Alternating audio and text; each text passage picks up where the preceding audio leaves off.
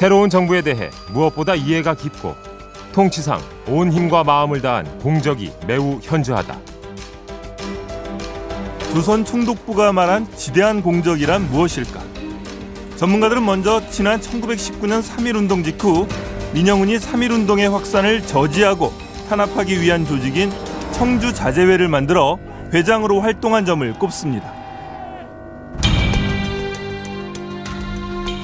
이게 자제라는 게 이제 참으라는 얘기인데 만세식이 참으라는 겁니다. 독립운동은 어리석은 짓이니까 참아라 라는 취지의 자제회를 만들어서 친일 활동을 벌입니다. 아주 강력한 친일 단체였고, 그래서 자제회 회장을 지냈다고 한다면 청주의 1급 친일파라고 해도 과언이 아닙니다. 1급 친일파는 일제 식민 통치에 가장 적극적으로 앞장선 친일파를 의미합니다. 민영은 또 당시 조선인이 오를 수 있는 최고 지위인 중천 참의가 되어 독립운동의 반대 진영에서 적극적인 활동을 했습니다. 여기 문제되는 위안부 문제나 징병, 징용 이런 것도 많이 있지 않습니까? 바로 이 전시 총동원 체제에서 천황을 위해서 재산도 목숨도 또 전쟁의 총알바지로 나가라 하는 그런 것들이 있지 않습니까?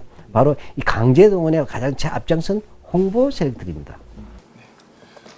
민영은은 구체적으로 어떤 활동을 하며 친일에 앞장을 섰던 것일까? 당시 민영은에 관한 기사를 찾아봤습니다. 1938년 민영은이 매일신보에 투고한 글입니다. 조선의 지원병 제도를 실시하는 칙령이 곧 공포되리라 하니 감격하기 비할 데 없으며 이로써 내선 일치가 구현되는 바라고 생각하여 천황의 은혜에 넓고 큼에 황송하고 감격하는 바이다.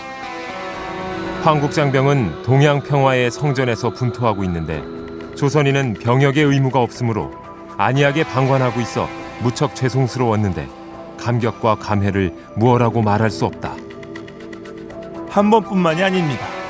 넉 달 뒤에도 조선인 지원병 제도 실시를 환영한다는 내용의 투고를 했습니다. 민영은 또 중일전쟁 때 애국기 충북호라는 일본 전투기 마련 비용을 총독부에 바쳤습니다. 일본 신사 건립 등 각종 헌납에도 적극적이었습니다. 지금은 유명 사찰이 있지만 과거 민영은이 거금을 헌납해 세웠다는 청주 신사자리. 이 앞에는 청주 신궁 그 입구에 해당되는 도리가 서 있었고요. 그 뒤에는 1층 규모의 단층 규모의 청주 신궁이 자리하고 있었습니다. 신사요?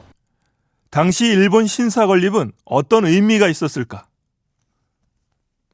이 신궁은 한국 신민화 정책 바로 그것을 대표로 하는 그런 건립 사업이거든요. 지역 내 신궁 봉찬회라고 하는 조직을 만들어서 이 신궁 세우는데 적극적으로 앞장을 섭니다.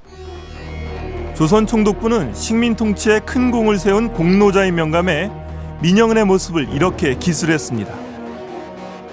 천황 주최 벚꽃놀이 잔치에 초대된 민영은은 천황의 은혜에 감격해서 울었다. 가장 큰 영광스러운 자리였기 때문이다. 일제가 토지를 수탈하기 위해 실시한 토지조사 사업에 1913년부터 6년 동안 조사위원으로서 참여했던 민영은은 충북 지역 땅 부자 1, 2위를 다투는 부호였습니다. 일제강점기 당시에 민영은은 충북 최고의 권세가였고 또 재력도 뒷받침이 된 그런 사람이었단 말이죠. 민영은이 소유했던 땅은 약 400만 평방미터로 서울 여의도 면적의 절반에 가깝습니다. 임야 지역, 이쪽 지역 1만 평, 가장 대표적으로 민영은의 땅이라 이렇게 우리가 할 수 있고요. 청주 도심 지역과 그다음에 도심 지역을 관통하고 있는 주요 도로들, 이런 도로들 인근 지역이 대부분 민영은의 땅이었다. 드넓은 땅을 물려받았던 민영은의 후손들은 왜 지금 자투리 땅을 찾겠다고 소송을 건 것일까? 이번 땅 찾기 소송을 진행하고 있는 민영은의 후손은 모두 5명입니다. 이 가운데 3명은 지금 미국에서 살고 있는 미국 시민권자이거나 영주권자입니다. 후손들의 입장을 들어보기 위해 후손들의 법정 대리인인 변호사에게 연락을 했습니다. 변호사님 입장에서는 별 하실 말씀이 없으시다고 그러시거든요. 단순히 인터소송 이런 흔하게 흔한 사건 중에 하나거든요. 인터소송. 입장에 대해서 간단히라도 좀 들었으면 하는데 하셔도 인터뷰하지 않으실 겁니다. 지난 10일 법원에서 열린 2심 최후 변론 직후 변호사의